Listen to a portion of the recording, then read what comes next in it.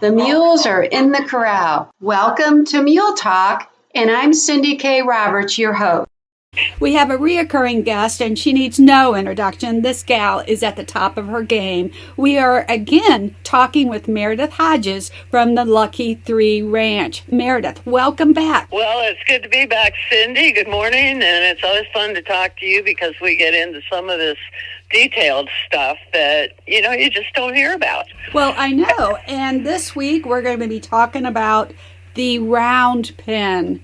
And I think that's a really good topic. So let's get started. Sounds really good. Well, the round pen was developed so that Western trainers could round up these wild Mustangs and have a place where they could hold them and have some kind of control over them. Although I think it was Monty Roberts, the horse whisperer. He spent literally months, if not years, out there with those wild horses, just sitting there and waiting for them to come to him, which was the absolute right thing to do, because when a horse gets, anxious or suspicious about anything, there's no telling what they're going to do to try to get away from it. And their flight reflex is extremely intense. And it's less intense with mules and donkeys. Donkeys just basically stand their ground, stare at you, and if you get to be too threatening, they'll just flat attack you. Wow. Okay. Yeah, they will. And I've seen this happen with a lot of people who had donkeys that they had shown for years, and the donkeys just finally said enough is enough, and when they went to feed them, they got attacked. And they broke their legs and all kinds of horrible things like that. So, and these were jacks. Granted, they were, the ones I heard about that did the most damage were jacks. But my own Janet went after me when she had her first baby. Okay. And she was as docile as she could possibly be. And I thought nothing of it when I climbed in that pen. But boy, did I exit in a big hurry. Oh, boy. I cleared that 5-foot fence and did not even touch it, trying to get out of her way. And you hear about animals that are pushed in training like that.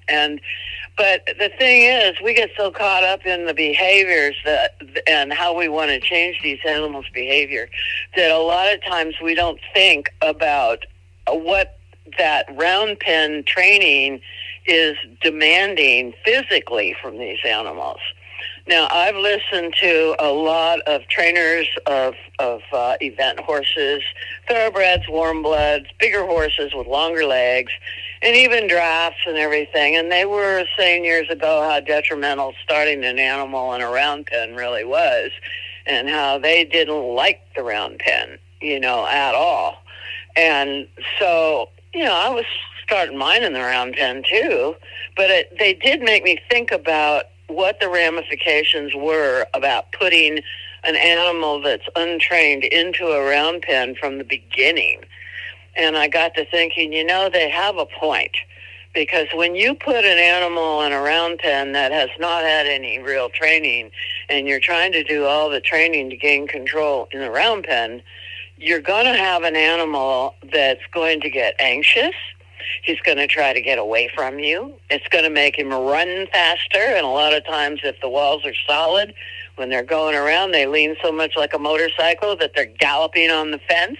And that's anything but good for their body. You train them like that, and what you end up with is asymmetrical training at the deepest level with the support elements like the muscles right there at the bones, the tissues, the tendons, the ligaments, and all of that are way off.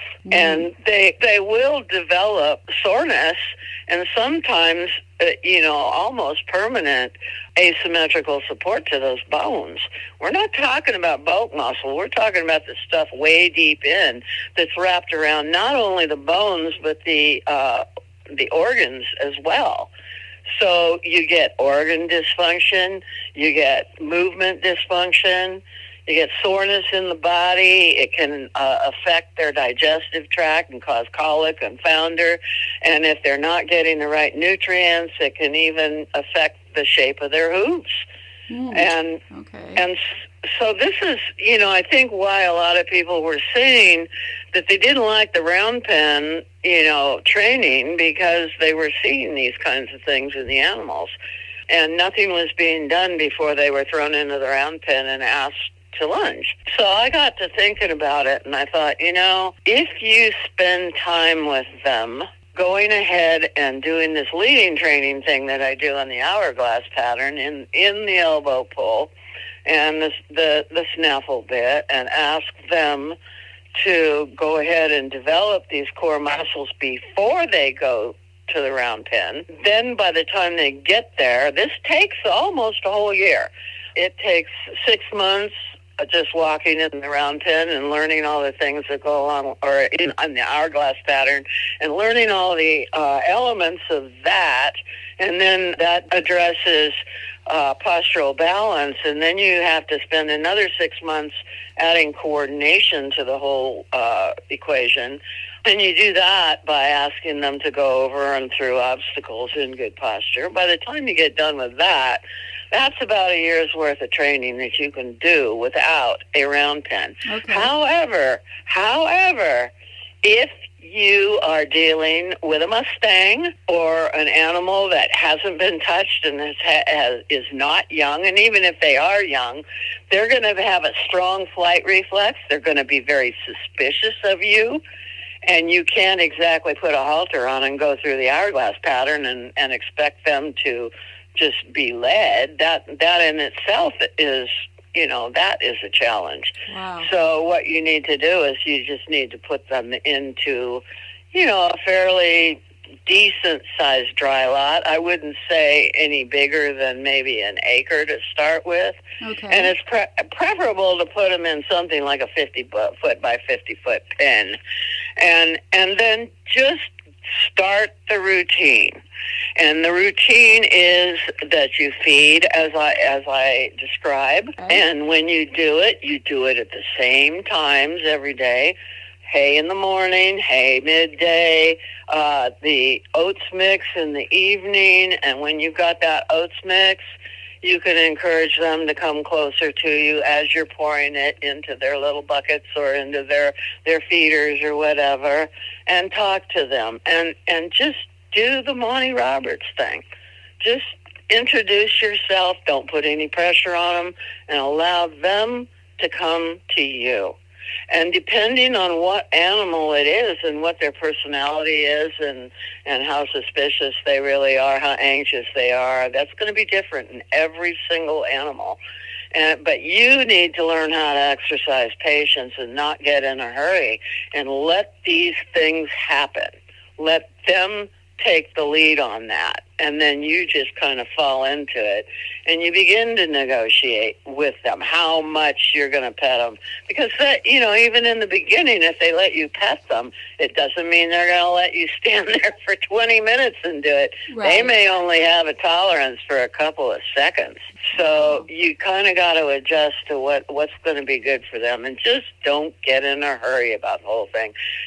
Most of us are in such a hurry to ride that we neglect to think about how long it took us as children to learn to do all the things that we did, and with the address of the physical development. I mean, we laid on our backs and cried before we could even roll over and crawl. And then we crawled before we walked.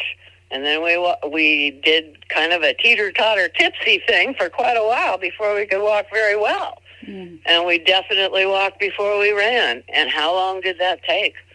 A kid is usually about a year old before they start walking, fairly regularly. So we need to learn to be patient with these things, with these animals, and look upon this round pen as a training tool. But in order to make it really effective and really helpful and beneficial for the equines, there's a lot of things you got to think about. And the first thing is prepping your animal to be able to go in circles in good posture so that they don't lean, rush, run, climb up the walls, and hurt themselves. And the only way to do that is with leading training and being patient and getting them prepped for it.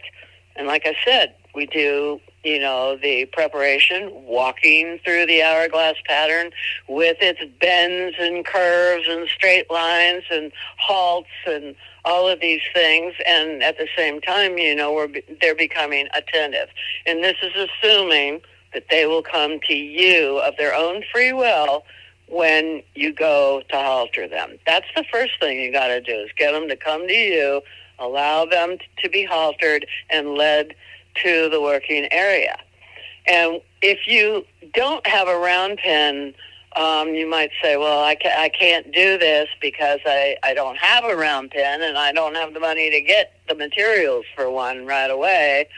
And most of us, after a year's worth of training here in the leading thing, and probably more than that after waiting for them to come to us, gives us the time to save the money to be able to build a round pen. But let's just say you get to that point with their training after about a year, 6 months leading through the hourglass, 6 months of adding the obstacles and everything. You're ready to go to the round pen, but you don't have a round pen. All you have is a small pen that you've been doing some leading training and beginning your leading training in.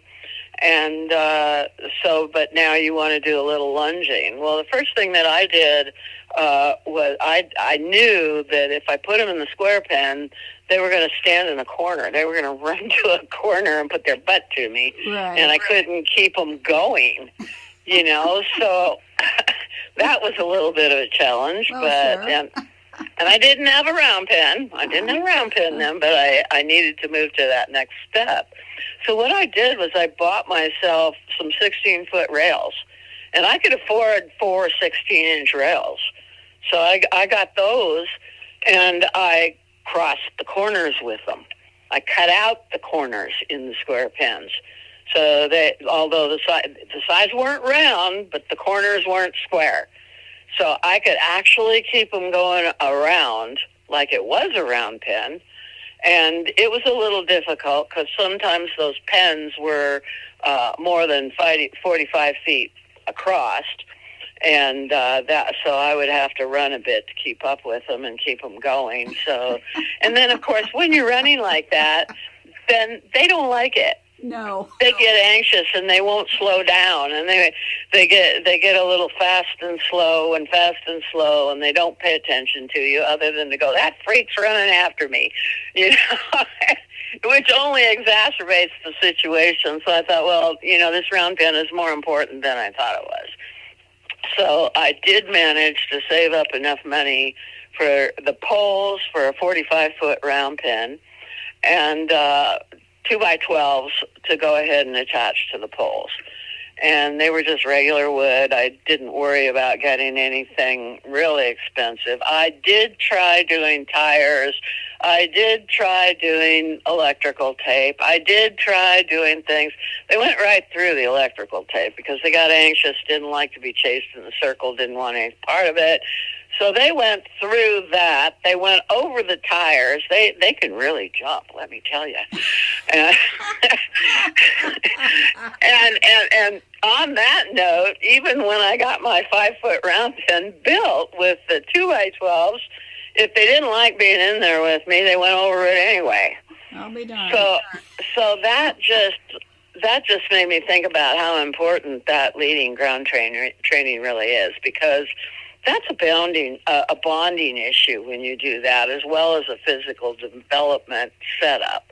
And you want to set your animal up for success. And if he enjoys what he's doing, which he will in that hourglass leading pattern, he will stop. He will learn to square up. He will learn that you're going to get him oats, that he can stand there and eat uninterrupted, and that you'll wait for him, and all these different calm behaviors are developed there. And so then they don't present themselves in the round pen when you put them in there, because now they're learning that, time with you is pretty okay. And that you're not in a hurry, and you've spent a lot of time, and usually in the beginning with a really wild animal, it's going to take about a year through this ground training before you even get into the round pen. So you just use that time to go ahead and save your money for the materials to do the round pen the right way. And I learned a lot of things, too, from building that round pen with just regular boards and posts. It has to be a regular height. A lot of people think a round pen should be enclosed with solid walls, and I don't think that that's necessarily a plus. I learned when I had animals in the round pen with a solid wall, when I took them outside, then they looked at everything. Right. And they were suspicious of everything. So I thought, okay, I'm going to do this differently. And when I built my round pen, finally, out of the boards and posts, I put it right next to the road, right next to the driveway where all the trucks, the cement trucks were going in and out when we were doing construction, where the cars were going down the road, and God knows what would come down the road, you know, bicycles, people, jogging, everything. And at first they were spooking from all those things, and that's to be expected. These are all new things. But the other thing that I discovered in this process, and a lot of people make a big deal out of desensitization, and they start throwing things at these animals like tarps and alleyway blowers, dust blowers. People are even grooming with dust blowers, and all that does is just spread the dust all over, and it lands right back on top of them. I thought, you know, my mules are looking at me like I'm out of my mind doing this desensitization stuff. And I thought, you know, I am a fool. I am a damn fool by doing these things this way, because this is so artificial, and they know it. You know, they're calling me on all of this. And so I thought, well, if I just build this round pen, you know, right next to the road, that's fine. If I groom in the same area and I get myself an equine vacuum cleaner that actually makes a lot of noise like a blower does, but instead of blowing the dust all around us and making both of us start coughing, it takes the dust away, gets them clean, and they see the purpose. So I discovered that everything I do with my mules has to serve a natural purpose. That's natural horsemanship. That's what it means. When they can see the purpose in what you're doing, that makes all the difference in the world. Because now they don't think you're an idiot. Now they think that there's a purpose to all the different things that you're doing, and it benefits them.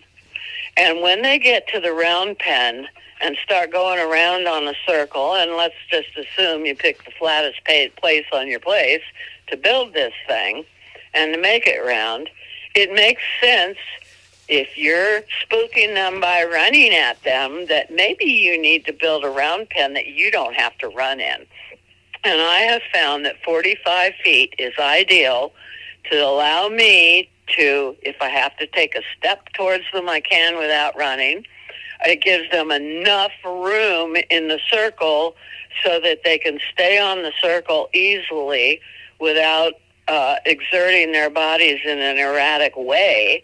They can walk, trot, and canter the round pen in a balanced fashion after their hourglass leading for almost a year. They learn to travel in good balance, and now it's just a matter of taking that balance from an hourglass pattern onto the circle and adding the faster gaits to it. And it gives you a working area that is totally functional, and that you can work together with them. They're still in their elbow pull to help keep them in balance, because this is a new environment. And every time they get in a new environment, they're going to adjust their bodies accordingly. And they will raise their heads too high, and they will invert their neck and their back, and then they're not in good posture, so they can't learn the lessons in good posture unless they're in the right tack. And the tack has to fit so that it doesn't rub them or make them sore or anything like that. Has to learn to enjoy the time that they have with you, and they need to enjoy the comfort that comes with it. They need to enjoy the comfort that comes with it. And so this is why all this prep work is super important. But there were things that happened too when I built those posts and rails and the wood. And I would walk out of the round pen and I'd come back and they were chewing on the boards. Uh-oh. You know, and my round pen was slowly disintegrating. So that was another lesson to be learned. There you go. Is that, okay, they enjoyed this time in here. Some of them did, but like I said, I had one mule, my Turkaner, who was my first warm blood that was bred, and he decided that he didn't think round pens were fun at all, and when he got tired of me, he just jumped out. Oh. He wouldn't run away. He would just jump out into the driveway and stand there and watch me. And then I would come stomping out the gate, and I'd go, Vinny, will you please come back here? And he would come back, and then he would nose the fanny pack and let me know that he preferred a reward a whole lot more frequently than I was giving them to him. So we had that discussion. Uh-oh. But, you know, and then I was trying to decide what was so darned uncomfortable for him. And I finally figured it out when the other mules started getting a little sassy like that, too. The round pen, although it was built on flat ground, wasn't really flat. So it was straining their development in good postural balance because although it was flat ground, it was slightly on a hill. So they were going up and down as they went around the circle. They would be running down the hill to the low side and up the hill to the high side. And it was undoing all that postural balance. And I didn't even really realize it until they let me know that it was not pleasant. And so I thought, well, looks like I got to build another round pen. So we took that one down and we went in with a transit and shot it. And it was not level. When you looked at it, it looked fairly level, and it looked like it would serve the purpose and everything, but it really didn't. And so we decided to go ahead and build one that was truly flat and truly round, and keep that 45-foot diameter on it.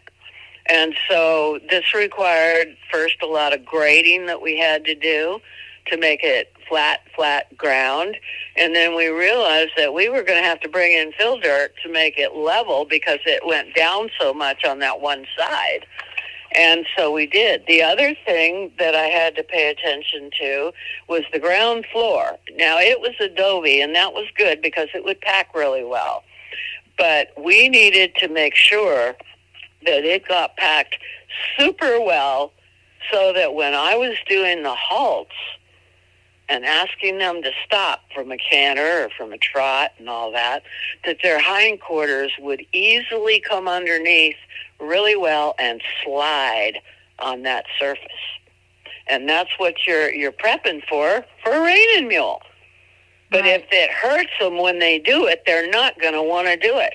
So you have to make sure that base that you're putting your sand on is super flat, super tamped, and hard as a rock underneath, so that when they tuck their hindquarters and slide into those stops, they actually will slide. And in order to do that, when you get to that point, when you get your ground shot flat and all of that, and you build up the low sides and everything, then it has to be tamped down. But you can't expect it to be tamped hard enough to really put that really hard surface under the sand and expect it to stay. Because what will happen is the sand, as they're doing these halts and everything, the sand will be over the surface, but you can't see what's happening underneath. And what's happening underneath is the ground, the base ground, isn't as hard as you think it is, because ground shifts over time. And it swells and it contracts, and it needs time to do that. So after you get your surface prepped and everything and tamped and all that, then you wait for a couple months even for the rain to get on it, for the snow to be on it if it's wintertime, and let that ground swell and contract, and then run over it with the tamper again. We rented ours. We just rent it, and it's a thing you can ride around in, and you just keep going over it, and you give it lots of time doing that before you actually put the sand on the surface. And then when you put the sand on the surface, you got to be careful how much sand you put in there. So you want to do about 3.5 inches of sand. But anything over 4 inches is going to start straining tendons and ligaments and things like that, even the muscles. And so you don't want to have too much sand in there. Now, a lot of people might be tempted to put more sand in it because we tend to be a little afraid of that first mounting, and if there's a lot of sand, it makes it harder for them to move, that they might be more calm. But I've found that that's not necessarily true. More sand in there that makes it harder for them to move just aggravates them. You see. Yeah. So if you're making friends with them and everything, you don't really want to make it hard for them. Right. You want to make it easy and continue that really nice relationship that you have with them. So, the sand is the last thing that you put in there. And so when you're doing all this prep, you got to make sure the circle's actually round, because when you put those rails up and everything, he's going to learn to bend his body properly through the rib cage while he's traveling on the circle, and that keeps equal weight over all 4 feet while he's lunging, and it keeps his body comfortable while he's doing that, because he's learning to do it the right way. He's stretching the muscles on the outside. He's contracting the muscles on the inside. But because he's erect and upright, he's maintaining his good posture. And good posture feels good. Yeah. And so it's super important. For the sake of evenness of the fence around the circle, when you prep this whole thing, you got to dig post holes at 8-foot centers on the circle, and 23 feet from the center of the round pen to give you your 45-foot diameter. You need to have 8-foot posts that are sunk 3 feet in the ground, because you don't want your fence to start sagging, because if it does, if the posts aren't secure in those holes, then it's going to start sagging. The fence is going to start moving. If the fence starts moving, it's not going to do what it's supposed to aid your equine on the circle.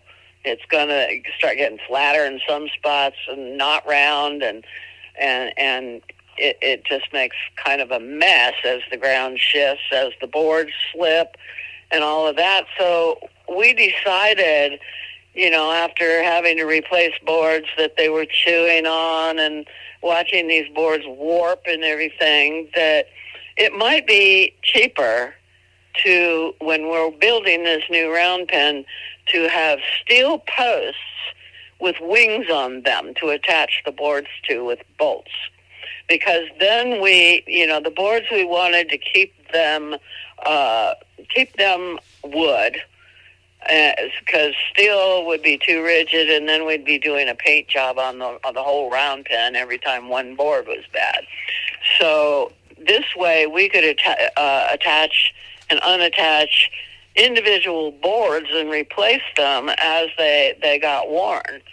The other thing that we did was we put angle iron on the tops of the first 2 boards, so that the ones they could reach easily, they would be discouraged from chewing on them. Wow. When we did the boards, we put the post holes in, like I said. We made the posts all steel. They went 3 feet in the ground, and then we poured cement in there.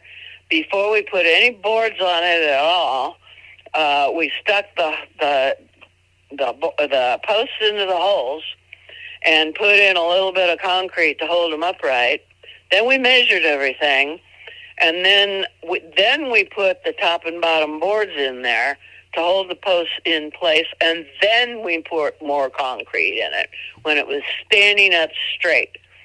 Now, these boards, like I said, were attached to the wings with bolts, so that when these boards got worn, like I said, we could replace them one board out of here. Okay, no sweat, Right. And then the other thing that we did, too, in order to save money and minimize maintenance, when we bought the original 2x12s for the round pen, we knew we were getting steel posts, and we got those wings welded on the steel posts and everything, so those were good. Didn't need to do any extra ones. We had to buy a lot of extra posts when I was doing it all in wood. This is what taught us that we really needed to do something with those posts, so we didn't have to keep maintaining them. And so now, when we bought the boards for the round pen, we bought extras. We bought about 25 extra boards to replace the boards that we knew were eventually going to get damaged along the way. We painted all the boards right up front before we hung them, and that was really. And when I say all of them, I mean all of them, even the extras. We painted everything extra. Then we went ahead and stored the extra boards and we stored them standing up. Right. Not laying down, so they would, not start growing mold or anything like that. They could be aerated in proper storage. And that way, when we had to replace a board, we'd have them right there on the spot, drill the holes for the bolts. We had extra bolts in case the bolts on the fence got worn. And then the most important thing is when we bought them, they were reasonably priced. And so this is why we went ahead and bought them then, because the price on materials only goes up. Oh, sure. It never goes down. And so that way, we just waited, and everything was working great. We built the gate, framed the gate in steel, and mounted it on steel posts, and that was really good too. And again, the boards on the gate were the same boards. And I might say at this point too that having these 2x12s, and they're spaced about 3 inches between the boards, so that unlike a round pen that's built with panels, these boards will not catch your toes when you're riding. They create a flat surface. And this is what's really important, too. When you build the gate so the gate opens into the round pen, so that same configuration of 2x12 boards continues across the gate. If the gate was to swing both ways, it would be uneven by the gate as the animals go through. This way, when the gate only opens to the inside of the round pen looks the same all the way around. And the 2.5, 3 inch spaces between the 2x12s is pretty small space. So when you're riding, unless you're sticking your toes out to the side, which you shouldn't be, you're not going to get your feet caught. You're not, like you could with a big open square like what's on panels. Panels are actually pretty dangerous. They do okay, for a round pen in the beginning just to get you through for a while. Sure. But it's better not to use them as a permanent structure as your regular thing to use. It should only be temporary while you're building your other one. Because I found that when we built that round pen the way we did, it's been 5 years and we still have, or no, it's been more than that, probably 8 years since we built this new round pen, and we have yet to replace a board on it. But the boards are there in case we need them. 8 years ago, these boards were really cheap compared to what they are now. Oh, sure. And talking about how much it costs to replace a steel post, same kind of thing. Our maintenance costs on the round pen went to zero. And this is what's happening to all the fencing on my property. It used to be top rails and wire, horse wire, and right. That kind of stuff, and even with the electric wires on top, they still managed to short them out and chew on the boards. So it's kind of funny, but we went to vinyl fencing when that first came out, and that was a very expensive venture in that 2.5 acre dirt pen that we first put it on. Let's see, I had 12 animals, I think, in that pen. And I was so excited the first night after they got the fence up and everything. I thought, oh, good, this is great. They're not going to chew on the fence. And I put them in there. Got up the next morning and was horrified. Oh. They thought I gave them a set of Tinker Toys, and they pulled all the boards out of the fence all the way around the 2 acres. Oh. It must have taken them all night. But they were all standing in a little group when I went out there, and their ears were all perked up, and their eyes were really bright. Oh, Mommy, thanks for the Tinker Toys. I went, oh, I forgot how creative they can be. But they didn't leave the pen. They did not leave the pen. They were waiting for more toys. They were waiting for more toys, exactly. So I thought, okay, how can I fix this? So we drilled holes around the tops of the posts and strung a hot wire in there. And that discouraged them from chewing on it. And they finally thought, well, we got to go out 5 hours a day anyway. I guess we don't have to be busy all night, And so they respected it. But they eventually wanted to show me that they didn't really have to respect it if they didn't want to. And so I went out there to get them one day, and I was, always watching across the gate where the hot wire went, and making sure my arm didn't get zapped. And I went out there one day, and I grabbed it, and I hit the hot wire with my arm, and I kind of jerked back because, I was kind of preconditioned that I was going to get zapped.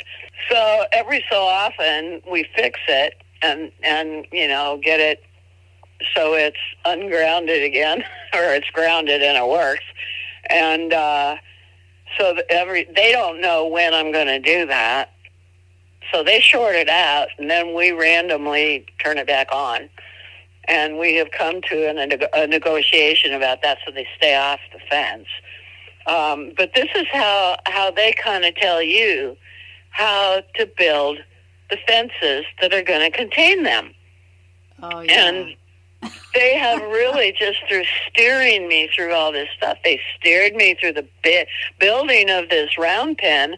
And so now I get to spend more money on nice things for them, new bridles, not so much new saddles, because I figured out how to fix those saddles too. Sure.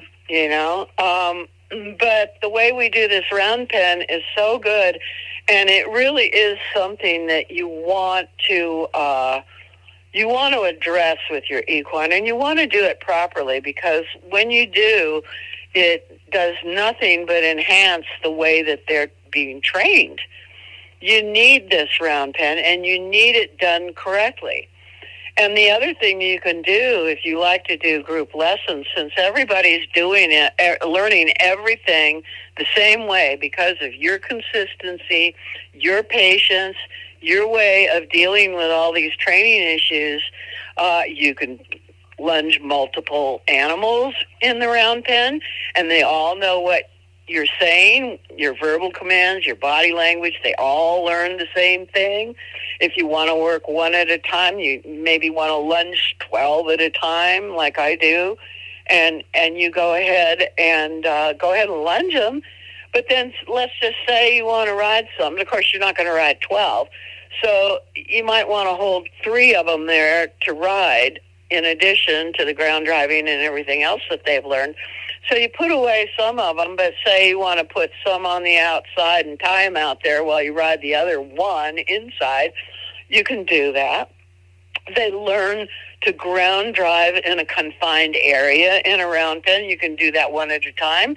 You can do it 2 at a time, 4 at a time, because in the smaller contained area, they're less likely, well, they can't run very far from you, so they don't even really try. Right. They just try to figure out what it is you want to do. So there's a lot of value to having the confined space of the round pen and teaching turns and reverses and all of that, and even putting the cues to a lunge line keeps them on a circle so that there's minimal resistance to work with when you're doing all of these different kinds of training things. So that by the time you get through with their training, they really know how to do absolutely everything. And when you first mount them in a round pen, then they know they don't have very far to go, so they don't bolt with you. They might scoot with you a few steps, Right. But you can also have a little mounting block in there and get them introduced to that. And then really the only training issue that they need to learn after everything else they've learned in the round pen, once that you're mounted on them, then they learn the leg cues. And they learn to do it in an appropriate way, because as you're going around and you're doing slight, pressure on the inside rein, you're giving them slight pressure on the outside leg. But you're still hugging them with your legs, and they get used to that too. So you get rid of all these abrupt reactions that cause resistance. And if you can do that, then that makes for a very, very calm animal, and they get broke, and they can go out after all this training in the round pen, and they can apply all the things they learned, and you don't have all those bucking issues, bolting issues, and all of those things, because basically they're afraid of abrupt motions, abrupt movements, abrupt noises, right. abrupt reactions to things. But when you approach and sequential manner and introduce them like this and be patient while you're doing it, and you set them up for success, then all of that goes away, and you find yourself with a really, really good relationship with the animal, whether it's on the ground or whether you're riding them, doesn't really matter. They have been introduced to all the different things that could unhinge them. And so they don't have those kinds of behaviors. They're senior animals by the time they get through with the round pen, and so by show standards they would be green. So then you just look at it like, okay, now I can go into the snaffle bit classes and introduce them to shows with a lot of other things that they haven't encountered, that come with showing, all the noises at a show, all the people running around, and all of that sort of thing. So you're not throwing too much at them at once. You've given them a good base to work from. So when you get to the show, they're just looking, they got their ears perked, they're looking around, and then they look at you and they go, "What's all this, Mom?" Something new. You just go, "Oh, it's nothing really to worry about." "Well, I don't know about that," and you have that discussion with them. Right. But you are still consistent. You are still something that they can count on, that's always going to be predictable, always going to be solid. And so even graduating to a show or anything like that is not a big deal. You have reduced the anxiety, you lower their stress levels remarkably, which is really healthy for them. And I might say at this point too, you should not use your round pen as a holding pen for sure, as a permanent place for them to be. There's a lot of people that build a round pen and they put water in there and they feed their hay in there, but that's not good for them. You got to realize that thing's got sand in it. and they can get sand colic. Right. And they can colic, they can founder, they can get clogged up, they could, cause twists, all kinds of physical problems. So round pens should not be used as a holding pen, a permanent holding pen, because it's just not healthy for them. Right. And if they are in there as a holding pen for a more permanent thing, after a while they'll put forth more energy into getting out of it if they're not comfortable. Right. So they'll trash it if they have to get out of it. They need an appropriate place for them to be. And as a holding pen or a dry lot, I say 45 by 50 foot by 50 foot pen, dirt pen is good enough. When you're turning them out 5 hours a day, then they get kind of a balance that way, so they don't get that anxiety. They don't get that stress that they have to escape, because they know that they're going to be turned out.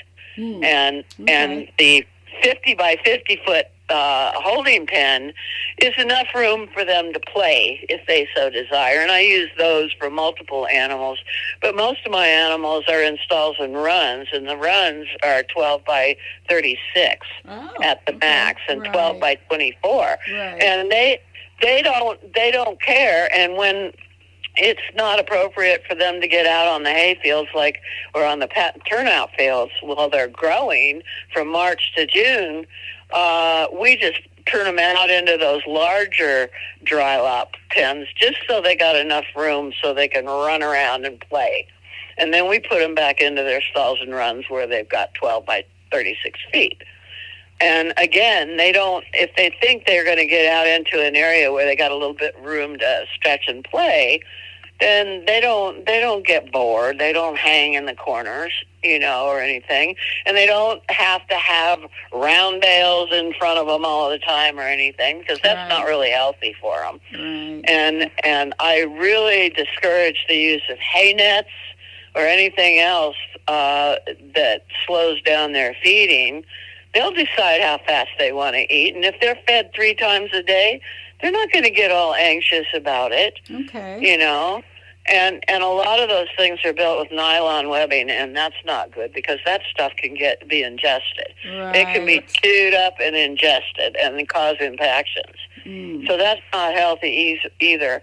So really what it boils down to, it's what kind of routine have you made for them, yourself, And not only this, when you have a predictable routine and you have to go away and have somebody else take care of them for you, you can write it all down on a piece of paper, and they can build their own schedules around it because it's so predictable.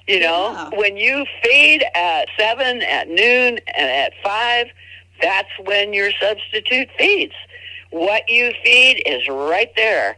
2 flakes of hay morning, 2 flakes of hay, or maybe not a whole flake of hay at midday, maybe only 1, or even a half a flake, or even a quarter with minis. It always depends on the animal, but if it's something you can write down, it's something that's consistent, it's something that the animals can depend on.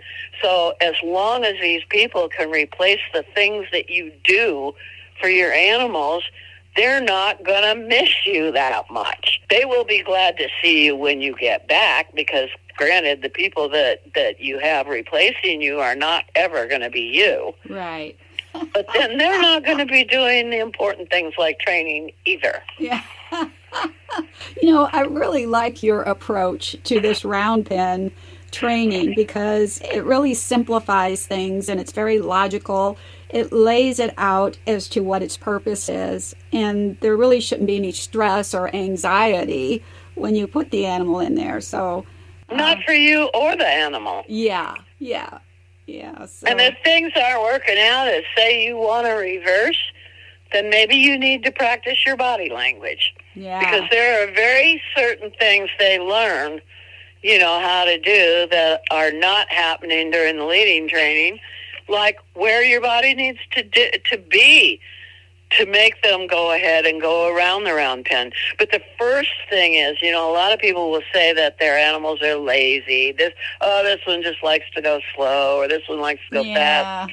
The one thing that is consistent through all my personalities out there is that when they're in good postural condition, they all can go fast. Right. And they can all slow down, and they're all happy to do it. I don't have any lazy ones out there, although you know, when you're going through the barn, you've gone through my barn, and you've seen my thoroughbreds that are much more animated when we go to the stall door. Oh, yeah, yeah. And then there's Angel, the quarter horse mule that will not move a muscle. There you go.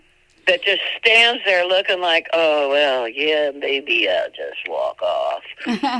But you go out there and ride her or lunge her or ground drive her or even walking through the hourglass pattern. She is animated, using every joint, and can do it. And she's 29 years old. Oh, you bet. You bet. You know, and it's because she's in good condition and able to do those things, and she's not sore anywhere, even though when she was younger, she fractured a pastern on a hind leg. Oh, my goodness. And it healed correctly, and we kept up the good we had just discovered the postural training. So she was rehabilitated in good posture, and that hind leg has never given her an issue. She doesn't even have arthritis in it. Yeah. We've x-rayed it. We know. Well, Meredith, you've been really generous with your time, and you've given us so much thought about the round pen training. I want to thank you for coming back on. And, of course, you have a website.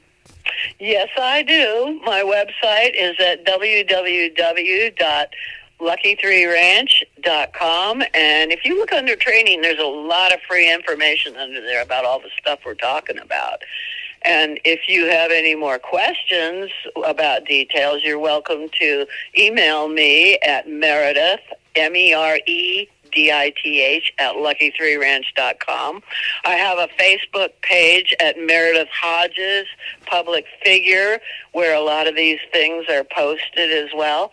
Or if you just want to talk, I do answer the phone. Please leave a message if you don't get me straight up, because I do answer everyone that communicates with me. My phone number is 800-816-7566. Awesome. And you also have a children's website. Tell me about that. Yes, we do have a children's website, and we've got all kinds of information and games for kids, as well as music videos and coloring pages at jasperthemule.com. Awesome. All right. Thanks again, Meredith, and we will talk soon. Sounds perfect. If you'd like to be a guest on the show or a sponsor, send me an email. everycowgirlsdream@gmail.com. Gotta go. My mule is looking for me.